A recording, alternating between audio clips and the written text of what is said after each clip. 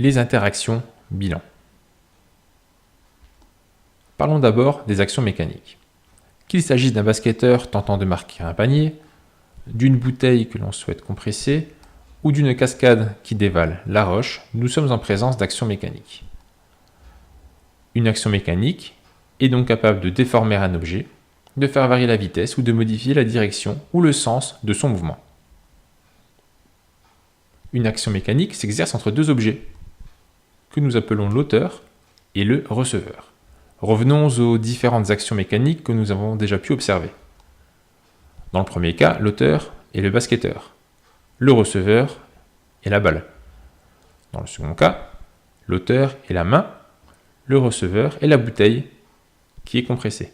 Dans ces deux premiers cas, l'auteur touche le receveur. Il s'agit d'actions de contact. Dans la troisième situation proposée, c'est la terre qui attire l'eau et lui permet de dévaler la montagne. Il s'agit d'une action à distance.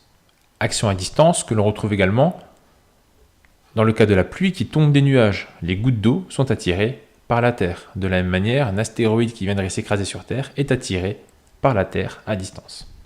Pour mieux comprendre les interactions entre l'auteur et le receveur, il est utile de réaliser un diagramme objet-interaction. Intéressons-nous à Léna qui tient un sac à bout de bras. L'objet étudié ici est le sac.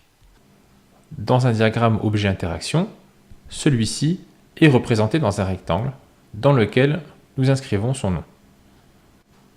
Une double flèche en pointillé permet de représenter là où les interactions à distance entre le receveur, ici le sac, et le ou les auteurs de ces interactions.